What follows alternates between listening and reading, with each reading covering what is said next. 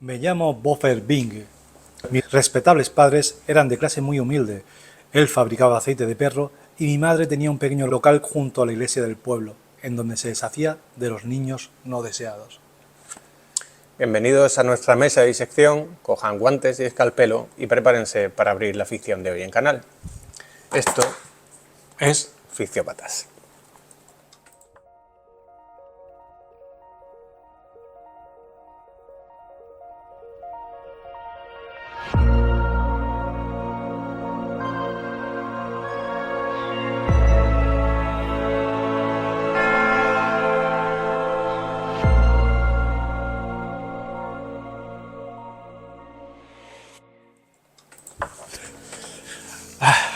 Buena serie. Hay que ver. Tenemos hoy un inicio un poco accidentado. Sí, y un final. Sí.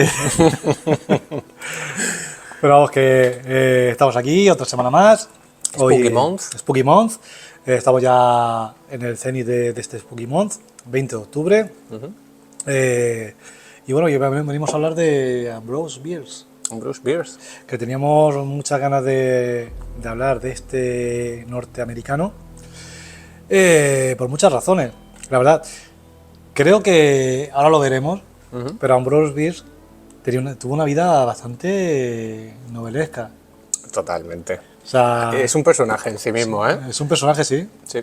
Además que, esto lo adelanto, es una de las, junto con la de aquella desaparición de la que hablábamos de Agatha Christie, creo que fue. Me acordé a colación de esto, sí. Sí, sí, pues creo que es una de las desapariciones literarias más famosas del mundo. Con la diferencia de que Agatha Christie apareció, claro, y, pero y Ambrose Bierce, pues no, no apareció. no se sabe. O sea, hay leyendas, hay rumores, pero no se sabe qué pasó, qué fue de él, vamos. Y bueno, que... Cuéntanos sobre la figura de Bierce. Sí, pues bueno, primero voy a decir que venimos con un relato que se llama Aceite de Perro, Ajá. que en este caso es el primero que abre esta antología, pero que podéis encontrar, bueno, esta antología es una antología chulísima que se llama Maestros del Terror, que sacó El País hace, pues, creo que fue hace 15 años o por ahí, en el 2009, sí. De esta serie hay un montón de relatos muy chulos, pero que podéis encontrar también relatos de este relato de Ambrose Bierce. En Valdemar seguramente, En ¿no? Valdemar, sí, sí. ¿Cómo no? Valdemar es Spooky Month total y Spooky Year, vamos. Sí. La podéis encontrar en pueden suceder tales cosas, cuentos fantásticos completos de la edición de 2012 de Valdemar. Que bueno, luego Valdemar ha ido reeditando y demás, así que no creo que haya ningún problema. Como decíamos, Ambrose Bierce, ¿no? En realidad es Ambrosio. Ambrose Winnet Bierce, nació en Ohio en junio de 1842, ¿no? Y desapareció en algún lugar de Chihuahua, ¿no? En 1914. Sí. Decir sobre eso en concreto, no sé si tú tienes para contar, porque es que la desaparición de Bierce, la verdad que es una historia de misterio en sí misma. Sí, sí, yo tengo datos, ¿no? A ver, se le dice que, según la enciclopedia británica, que falleció en el sitio de Okinawa, ¿no? En enero del 14, porque hay un documento que consigna la muerte en esa batalla de un gringo viejo. Entonces se supone que por la fecha y demás, pues podría ser él. También hay la tradición oral de Sierra Mojada en Coahuila, también documentada por el sacerdote Jamie Lienert, atestigua que Bierce fue ejecutado por fusilamiento en el cementerio del pueblo. Pero bueno, luego también existe una versión un poco más bizarra, que es que dicen que como Ambrose Bierce era muy afecto a los fenómenos paranormales, se adentró en una zona que se conoce como la zona del silencio, ¿no? Y se desvaneció de esta realidad. Efectivamente. Lo que está claro es que él dejó ver, él tenía ya 71 años cuando eso ocurrió. Si no me equivoco, murió un hijo suyo que se había quitado la vida por un desengaño amoroso. Al poco tiempo también murió su ex mujer, que por lo visto ella lo había dejado, porque parece ser que no le hacía caso ninguno. O sea, como que él estaba muy entregado a su trabajo y ella finalmente decidió abandonarlo. Y este hombre bromeaba mucho porque tenía un humor muy macabro, muy oscuro, muy negro. Sí. y muy mordaz y muy irónico. Y comentaba mucho a sus amigos su deseo de quitarse la vida. Y hay una frase por ahí de una carta que él envía, es que la estaba buscando, pero no lo tengo, ¿no? Sí, yo la tengo por ahí, ahora volvemos a ella. Hay una frase en concreto, ¿no?, que dice algo así como que no le parece tan mala idea el hecho de morir en México, porque Sí. él fue a... O sea, estaban en mitad Sí, de... que la tengo el párrafo, Sí, si quieres que lo lea. léela. Sé que es fechada la carta el 1 de octubre de 1913 que escribió a uno de sus familiares en Washington. Decía: adiós. Si oyes que he sido colocado contra un muro de piedra mexicano y me han fusilado hasta convertirme en harapos, por favor, entiende que yo pienso que esa es una manera muy buena de salir de esta vida. Supera a la ancianidad, a la enfermedad o a la caída por las escaleras de la bodega. Ser un gringo en México. Ah, eso sí es eutanasia. Eso sí es eutanasia, exacto. Y efectivamente eso hizo, por lo visto se fue hasta allí, porque, bueno, este hombre participó de batallas, él también fue Además militar. se fue con los rebeldes a México. Se fue precisamente con el bando de Pancho Villa. Y ahí llega un momento en que no se sabe nada más de él. O sea, un momento en el que se fuma, no sabemos si estará enterrado en mitad de algún desierto o de vete a saber dónde, nadie lo sabe. No, o sea, y seguramente no lo sabremos en la vida. pues sí, pero bueno, el misterio nos queda, que no está nada mal.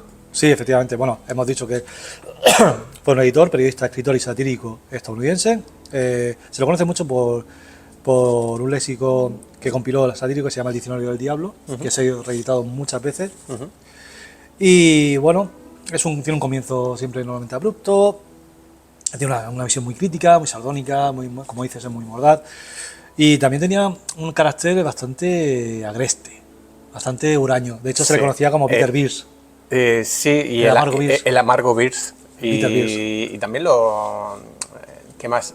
Y el lexicógrafo del diablo, creo que también, ¿no? Por aquello de que escribió el libro del diccionario del diablo. Sí, tenía varias...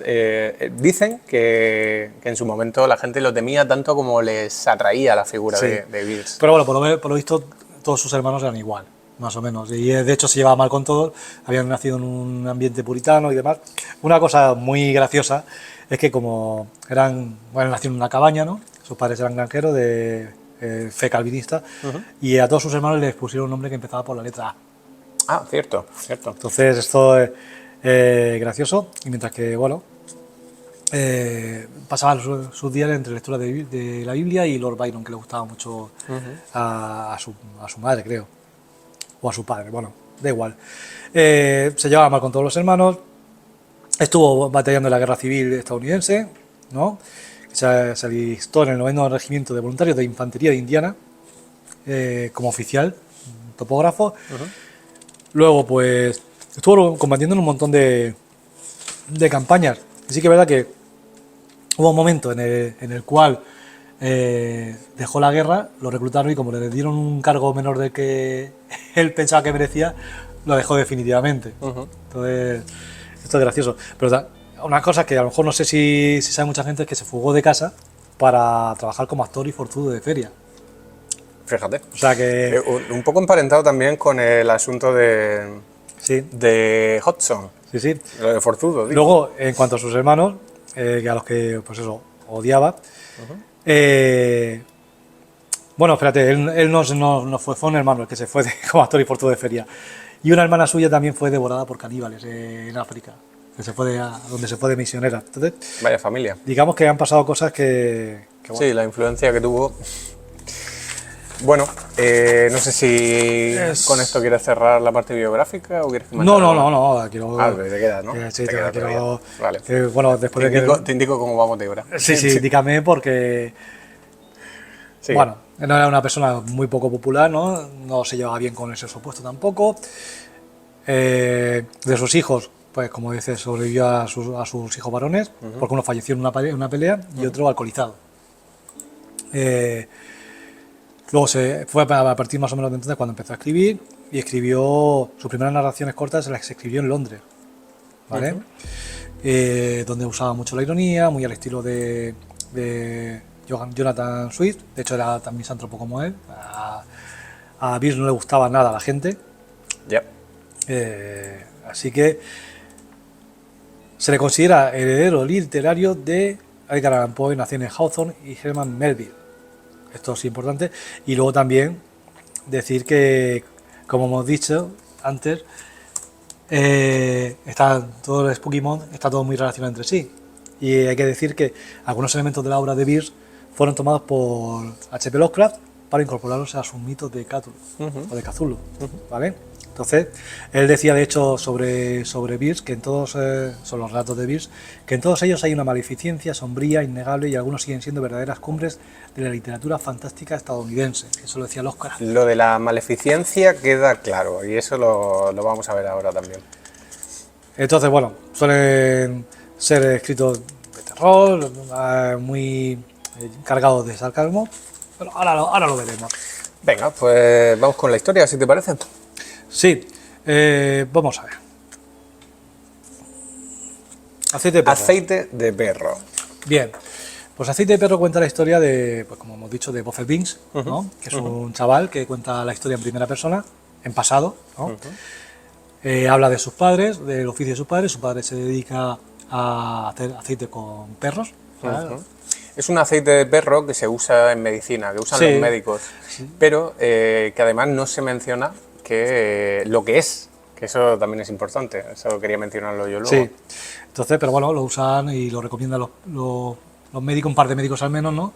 A sus pacientes, porque es muy bueno y para la salud y todo. Sí. ¿Y qué es lo que hace la madre? La madre pues se dedica a desaparecer o a eliminar niños no deseados, ¿no? Sí. Esto imagino que son pues productos de embarazos no deseados, aunque bueno, ya veremos que no son todos bebés. Bueno, no adelantemos, pero sí. Pero bueno. Eso se dice en la primera, o sea, en el primer párrafo, de hecho. Sí. Y claro, yo recuerdo que cuando lo leí, yo ya uní conceptos ahí. O sea, tú me dices que el padre hace aceite de perro y que la madre se encarga de eliminar bebés, y ya es inevitable unir. Claro, entonces ya se nos presenta un inicio bastante truculento, Sí. bastante, porque además es muy cargado de ironía. Eso ya lo hablaremos ahora después, ¿no? El tema de la ironía en el texto, o cómo relata el narrador. Bueno, el caso es que por una serie de circunstancias, Buffett Binks, el protagonista, quiere tirar uno de esos niños al río, pero está la policía por allí, y como sabe que a la policía estas cosas no le gustan, ¿no? Y las persigue, pues rápidamente se esconde en la fábrica, en la aceitería, en la aceitería, de ¿no? su padre. Y ante el miedo de que pueda ser pillado por el policía, ¿qué hace? Pues lanza al niño desnudo. Hace lo que te acabo de decir, une conceptos. Dice, tengo un bebé, mi madre no lo puede eliminar, tengo una olla de aceite hirviendo, pues lo voy a lanzar aquí y me deshago del cuerpo. Claro, que como él dice, di el primer paso en el crimen y atraje sobre mí indecibles penurias arrojando el niño al caldero. ¿Vale? Entonces, ¿qué pasa con esto? Bueno, él ya desde el primer momento muestra un carácter, digamos, arrepentido, entre comillas, porque ya digo que está preñado de ironía. Sí. El caso es que de repente él se encuentra como artífice de la unión de estos dos talentos, ¿no? De estos dos oficios, porque el aceite al día siguiente dice que su padre que sale buenísimo, una calidad inmejorable, y el niño confiesa que es lo que ha pasado, ¿no? Él lo quería, pero como está educado en la fe religiosa y demás, pues quiere decir la verdad. ¿Qué pasa? Que esto lleva a que su padre y su madre aúnen esfuerzos, fusionen las dos empresas y trabajen desde la propia aceitería, ¿no? A favor de este negocio, que saca un aceite pues, de espléndida calidad. Claro, dicen, tenemos la materia prima y el producto. Claro, entonces ya solamente es deshacerse de los bebés en el caldero. También pasa que la codicia, un poco la pasión por sus oficios, hace que él pues, esté muy pendiente de ese aceite y ella pues cada vez quiera más material para ese aceite. Y empieza no solamente a echar al caldero bebés, sino también niños, que nadie va a echar de menos, o adultos, que también nadie va a echar de menos. O sea, que se le va de las manos. Se les va de las manos, ¿no? Esto deriva en que pues, hay una reunión de una serie de vecinos, una asamblea, en la cual se decide que estas cosas no están bien. Y digamos que se pone en tela de juicio y se les pone entre la espada y la pared al padre y a la madre, que al final acaban teniendo una riña entre ellos, intentan matarse el uno a la otra y viceversa, hasta que al final pues la madre hiere al padre y el padre pues arrastra a la madre al caldero con él. Correcto. ¿No? Mientras tanto, el narrador, curiosamente, esa noche decide que la va a pasar fuera de casa en un trastero que tienen allí. El narrador se quita de en medio porque ve el peligro, lo huele. O sea, está viendo que sus padres, que algo va a pasar. Entonces, bueno, aquí acaba un poco con los dos en el caldero, haciendo un poco ese aceite. El último, voy a leer el último párrafo, Sí. ¿no? Que dice así: convencido de que estos infortunados acontecimientos me cerraban todas las vías hacia una carrera honorable en ese pueblo, me trasladé a la famosa ciudad de Otumwi, donde se han escrito estas memorias, con el corazón lleno de remordimiento por el acto de insensatez que provocó un desastre comercial tan terrible. Y esto sería un resumen así, grosso modo, de lo que sería Aceite de Perro. La verdad es que la historia, como digo, está preñada constantemente de ironía. Y me gusta mucho cómo lo trata Pierce, porque se nota esa maleficencia, como digo, esa mala leche. Empezando porque el relato empieza diciendo que el narrador diciendo que sus padres son honestos. Justo. Claro. Eso es un punto, sí. Y que el pequeño estudio que tenía su madre estaba a la sombra de la iglesia del pueblo. Sí, hay elementos ahí a la sombra del pueblo, Sí. que si jugamos también con lo que Claro, tú decías no, del capítulo anterior, a ver, ¿no? A la sombra, ¿no? A la claro. luz, obviamente, ¿no? No hay que olvidar que no hace mucho se han hecho descubrimientos de bebés enterrados en cercanía de iglesias. Sí, pero eso tiene eso tiene un sentido que Sí, no va por ahí. Sí, no, pero creo que el Sí. hecho de que el estudio para hacer desaparecer bebés esté a la sombra de la iglesia. ¿A ti te induce a pensar que en realidad esos bebés eran de gente relacionada con el clero? Porque No. realmente esos bebés que han aparecido muchas veces cerca de conventos y de Sí, iglesias igual no tanto relacionados. eran de No, pero igual no monjes tanto, y monjas, ¿eh? Igual no tanto relacionados con el clero, sino de gente que se quería deshacer de ellos y los dejaban en la iglesia. Pero bueno, o ante la duda de saber qué hacer con el bebé, si tienen el estudio al lado y la iglesia, pues dice, bueno, lo dejo en el estudio, Ya. luego me confieso y arreglado. No lo sé.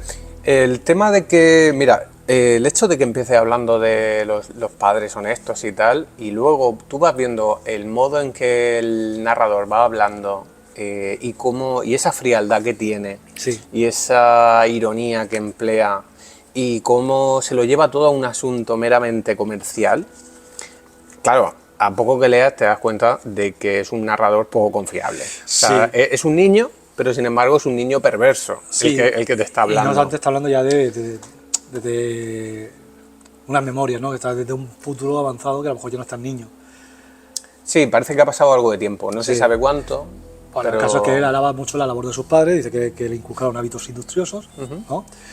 Que me gusta mucho cuando habla cuando dice algunas cosas y le da un sentido que la apariencia es diferente al que está mostrando con las letras. Por ejemplo, cuando quería eliminar los bebés, dice que necesitaba a veces toda su natural inteligencia porque todos los agentes de la ley de los alrededores se oponían al negocio de mi madre. Pero es que luego, hablando de los policías, dice que bueno, que los actos de un policía, cualquiera sea su carácter aparente, son provocados por los motivos más reprensibles.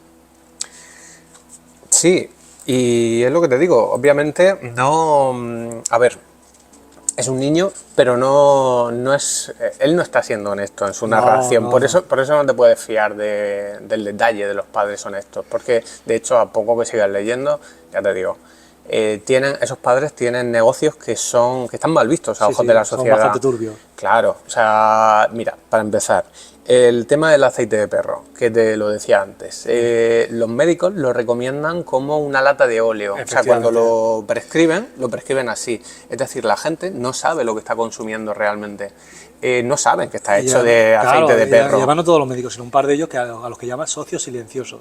Sí, pero la cuestión ahí es que yo ahí también veo una ironía por parte de Pierce acerca de, bueno, del capitalismo, ¿no?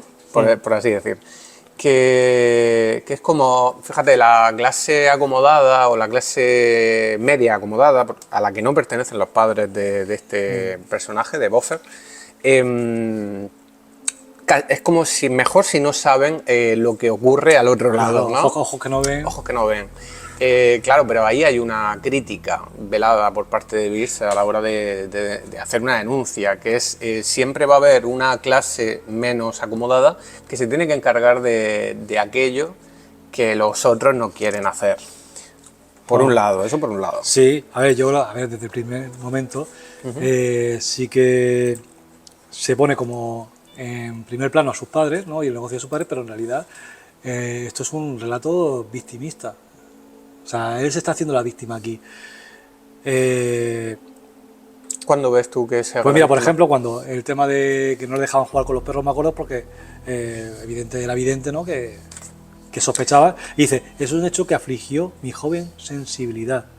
Y en una ocasión estuvo a punto de hacer de mí un pirata. Pero también dice, fui el autor de desgracias que afectaron profundamente a mi futuro. Sí. Y hombre, lo de que no lo dejaran acercarse a los perros, es que claro, a ver, si la cuestión es que el autor te deja entrever que obviamente él se está presentando un poco de una manera victimista, aunque tampoco se regodea en ello demasiado, pero sí es verdad que se presenta así, ¿no? Como pobre de mí, que no he podido ni jugar con los perros de los vecinos. Pero claro, ¿cómo te van a dejar jugar si todos los vecinos saben que usas a los perros para que tu padre haga aceite? Efectivamente. Yo tampoco lo habría dejado, obviamente. Sí, entonces, bueno, hay momentos, por ejemplo, el momento en el que se queda pues encerrado con el niño en la rodilla, que es bastante tenebroso, ¿no? Dice, cerré enseguida y quedé a solas con mi muerto, dice. Y aquí dice que se quedó con el cuerpo desnudo del niño en sus rodillas y le acarició tiernamente el pelo. Ese momento es muy siniestro. Sí. Ese momento y muy perturbador, porque además dice algo así como, ahí me di cuenta de cuánto me gustaban a mí los niños o algo así, ¿no? Sí. Y claro, dice eso justo antes de lanzarlo a un barreño con aceite hirviendo. Claro, y además aquí apuntará una de las maneras en las cuales pues, su madre acaba con esos niños, que es que habla de la pequeña herida roja de su pecho, obra de su querida madre, que había sido mortal. O sea, tiene una aguja con la que acuchillaba el corazón y, o sea, bastante cruel. Aguja con la que finalmente en la escena final mata al padre. Mata al padre o lo hiere. Sí, efectivamente. Luego, como hemos dicho antes, pues esto atrae sobre él indecibles penurias, otra vez el papel de víctima. Pero claro, el aceite era una calidad suprema. Yo, como te digo, para mí este relato me parece no una crítica velada, me parece una crítica directa, abierta de Bierce, de una manera muy mordaz, muy irónica, hacia el capitalismo de aquel momento. O sea, tú piensas también que esto se escribe finales del 19, principios del 20. En este caso, o sea, vete a ese momento, ¿no? Y a la revolución industrial, la gente en las fábricas, o la gente buscándose las mañas, un poco como afuera, ¿no? Y yo creo que el autor ahí estaba hablando de eso, de hasta dónde estamos dispuestos a deshumanizarnos para conseguir dinero, para sobrevivir, ¿no? No solo a deshumanizarnos nosotros como trabajadores, sino que también incluso hay una deshumanización de los cuerpos de los bebés y luego de los adultos, porque, como tú has dicho antes, ya llega un momento en que se les va de las manos y no se aclara si cogen a vagabundos o a gente de la calle o lo que fuera, con la que también, pero claro, ahí están cosificando a seres humanos para hacer de ellos un producto. Efectivamente. O sea, es una crítica brutal en ese sentido a este sistema. Luego también hay una crítica muy abierta a la doble moral, ¿no? y a la hipocresía religiosa, ¿no? Porque así habla, por ejemplo, de la sagrada influencia de su querida madre y también dice que su padre era diácono de la iglesia. Sí. Entonces, claro, esa doble moral de, dice, bueno, estoy haciendo esto, pero como se suele decir, a Dios rogando y con el mazo dando, ¿no? Claro, es como que en sociedad tienes que dar una cara sí. que te permita... Claro, y de hecho, pues cuando empieza a torcerse la cosa, es cuando ya no se puede desviar tanto la mirada, porque todo el mundo lo sabe, pero nadie hace nada hasta que ya es demasiado evidente. Y hay un detalle que, que imagino que te habrás dado cuenta, pero hay un detalle muy revelador al final, cuando en el momento de la pelea de los padres, que acaban los dos, o sea, acaban cayendo los dos en la marmita, en la olla esta de aceite hirviendo, que es que se nos cuenta, de una manera entre líneas, cuál ha sido el fin de esas personas, de esa asamblea de vecinos que había intentado parar a los padres. Sí, sí, sí. Que es que los habían convertido en aceite. Sí, lo dice así de una manera muy de paso, pero que está ahí, está presente. No de recuerdo hecho, la frase, no sé si la tienes, sí, pero vamos. A ver, sí.